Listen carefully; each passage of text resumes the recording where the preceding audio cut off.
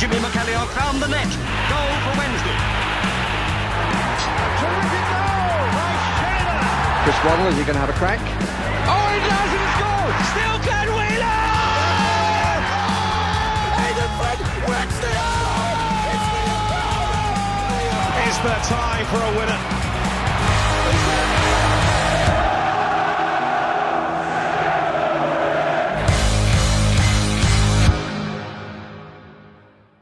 Hello, welcome to the Wednesday Tie-Dye podcast. It's finished. Derby County 2, Sheffield Wednesday 1. It's a 13th successive defeat for Sheffield Wednesday. So frustrating this season. Do you know what? I can't fault the effort that the lads have put in there. You know, it's been a great performance, a lot better than what it has been previously. And I say great performance, relatively speaking. Let's put all this into context. You know, where this season's not been great at all. There's not been a lot to cheer about. I feared the worst coming into this game. You know, Derby are in good form. You know, they're up the sharp end of the table. They're looking to get into the top six. We are on a terrible run of results at the moment. I said 3-1 before we'd even kicked a ball. I thought we would get a goal.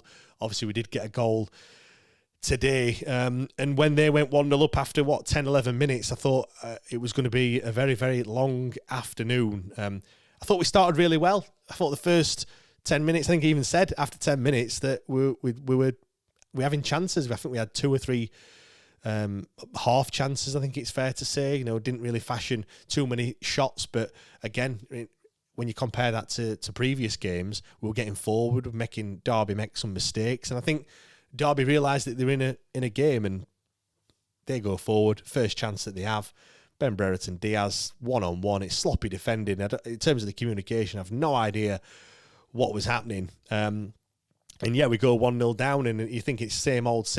You know, we've been 2-0 down in the last 3 games at half-time and this one was probably going to be heading the same way. But fair play to the lads. I thought Jerry Yates and Jamal Lowe worked tirelessly today. I think Jerry Yates has started slow since coming to Sheffield Wednesday, but I think since then he's actually, the more games he's played, he's been getting that match sharpness together. And obviously got his goal last week. That'll give him his confidence a world of good. I know he missed the sitter last week as well, but that didn't faze him. He gets brought down at the edge of the box. He's screaming for a foul. I think it possibly could have been, but you know, even Jamal Lowe was screaming for a foul as well. He had the ball. He crossed it in. Great movement from Jerry Yates. I think it's poor defending, if we're being perfectly honest. If that was a goal that we'd conceded, I'd certainly be pulling him up for it. And maybe the keeper should have done better as well. It was a header straight at the keeper. It's gone through his hands. We're not complaining. I went absolutely ballistic and we'd got back on level terms. I thought at that point, when it's 1-1, it's game on. I mean, it's still going to be a tall order. I think it's still a very tall ask, you know. But when it were 1-0, I did fear the worst. Get it back to 1-1. And we were even talking, just going into half-time, you know, what sort of team talk are we going to give? 1-1, it's not been like that for a while. We haven't been in a game at half-time for a long time. And then lo and behold, you know, just like I did after 10 minutes where I jinxed it, I've jinxed it again. Matt Clark with a header. It's a corner that's come in. We've not really fully dealt with it. It's gone straight back out to the corner taker. Very reminiscent of one of the goals that we conceded was it last week against Southampton? Very similar. The corner, the crosses then come in, and Matt Clark, 6 yards out, it's a header. Pierce Charles not really got much to do on that one, and yeah, we're going at the break 2-1 down, and a bit deflating really. But again, second half we didn't really create too many chances.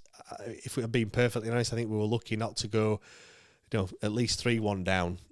Ben Brereton Diaz should have probably scored. I think Ajimang had a chance for them as well. And they had a chance right at the end, which perhaps should have put the game to bed. But you know, we didn't capitalise on Derby's sloppy finishing, and that's been the story of all season, hasn't it? Really, when you look at the performance, when you look at the quality that we've got, and then when we're getting into the latter stages of the game, they look dead on the feet. You know, and that's the problem. You look to the bench, all right, we've brought Joel and Darla on. Personally, I think he's probably going to be better starting a game. When he's come off the bench, he's not really impacted a game too much. And no disrespect to the players that have come off the bench, but they're not real impact players, are they? They're not really a player that you can really look to change a game or switch it up. I think Svante Ingolson, I think I say this every single week, but it just runs his blood to water. We talked about him, I think it was last week or the week before, just in terms of how important he is and kind of whether he's captain material. And I think he did himself, did himself all the good this afternoon as well. That's kind of what you come to expect from Svante Ingolson. I think Adaramola had probably one of his better games. I know Matt messaged me saying man of the match. He went early with that one with about 10 or 15 minutes to go. And I agree. I think he had a great game. One of his better games. The pace in that first half to get forward in the way that he did, that's something, again, that we've been missing all season. And we've been missing for a long time, to be honest. Well, obviously, we had likes of Jerry Gassama and Antti Masaba last season. Now they've been missing. We didn't, the first half of the season, didn't have anyone to plug that gap. But Adaramola certainly did well defensively. I thought it was a lot better.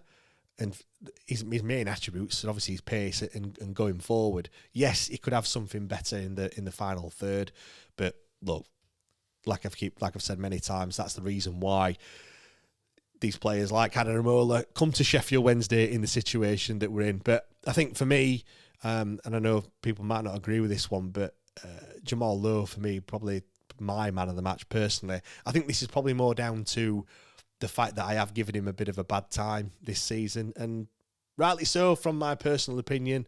I've questioned his kind of lack of effort in certain games. I don't think there was any of that today. I thought he very reminiscent to Svante Ingolson, run his blood to water. All right, there was the chance where Jerry Yates kind of slipped him through and it was a poor touch and it went out of play, but it was a lot better than what it has been previously. I think it's more like the most improved award, because again, I think his performances have been wanting for many weeks, but he stuck to the task.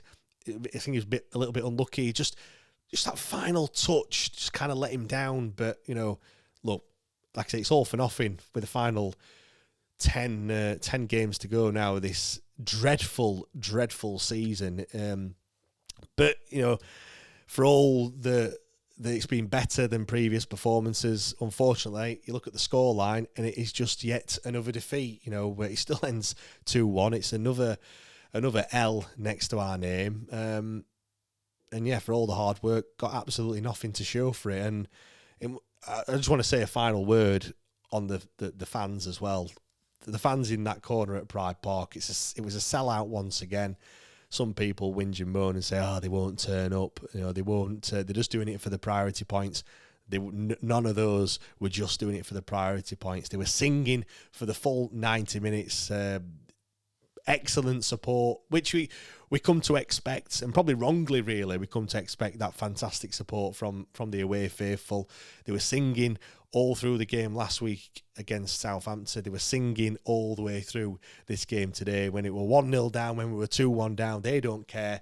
They will continue singing throughout the game, and I'm sure they will do that until the end of the season as well. And hats off to everyone. I know it's not a too long a journey down to Derby. It's one of the relatively more easier trips, but still, you're paying your hard-earned money. You're going down there, watching this side that's on a dreadful run, -7, 28 games now, I think it is, without a win. Yeah, total hats off to everyone.